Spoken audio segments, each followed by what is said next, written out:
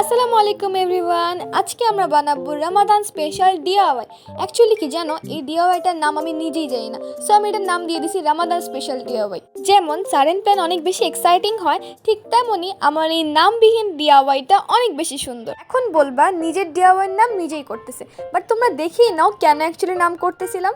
So আমরা একটা cardboard নিয়ে নিছি আবার, অ্যান্ড কার্ডবোর্ডটাকে কীভাবে আমি শেপ করে স্টিক করলাম তোমরা দেখে বুঝে নিও, এটা বলে বোঝানো যাবে না।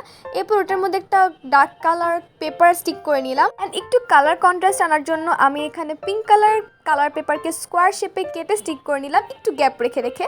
অ্যান্ড পেপারটাকে ঢাকনার মতো একটা লুক দিতে আমি আরেকটা পেপারকে কাট করে তোমরা যেভাবে দেখছো আমি ভাঁজ করে আবার গ্লু দিয়ে স্টিক করে নিই। অ্যান্ড তিনটাকেই করতে হবে, বৈষম্য করা যাবে না। নাও একটা অ্যাস্থেটিক লুক দেওয়ার জন্য আমি হোয়াইট পেপারের উপর মসজিদ স্কেচ করে নিলাম। হোয়াইট কালারকে তো এখন দ্য সিম্বল অফ অ্যাস্থেটিক বললেই চলে। অ্যান্ড মসজিদগুলোর গম্বুজের মাথায় তোমাদের মতো সুন্দর সুন্দর তিনটা চাঁদ এঁকে নিয়েছি। নাও আমি এই পেপারটাকে একটু ওভাল শেপে কাট করে মার্কার দিয়ে বর্ডার করে নিব, যাতে স্কেচটা খুবই বোল্ড অ্যান্ড কালারফুল লুক দেয়। সো আমি ইউজ করছি black and purple colour marker, তোমরা চাইলে তোমাদের মন মতো কালার ইউজ করতে পারো।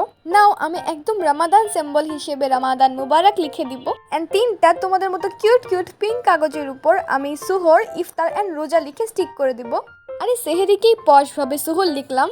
নাও যাতে হাইলাইটেড লুক আসে আমি একটা ইয়েলো স্টিকি নোটকে কাট করে ডিটেলস অ্যাড করে দিব। নাও জাস্ট বর্ডার করে দিব। ইট ওয়াজ স্টিকি নোট, তোমরা যখন ইচ্ছে তখন এটাকে চেঞ্জ করতে পারবা। তো আমাদের Ramadan special DIY ready. So এখন বুঝছো কেন এত নাম করতেছিলাম। তোমাদের যদি ডিআইওয়াইটা ভালো লেগে থাকে অবশ্যই লাইক করবা, অ্যান্ড আবার দেখা হবে নেক্সট ভিডিওতে। আল্লাহ হাফেজ, ফি আমানিল্লাহ।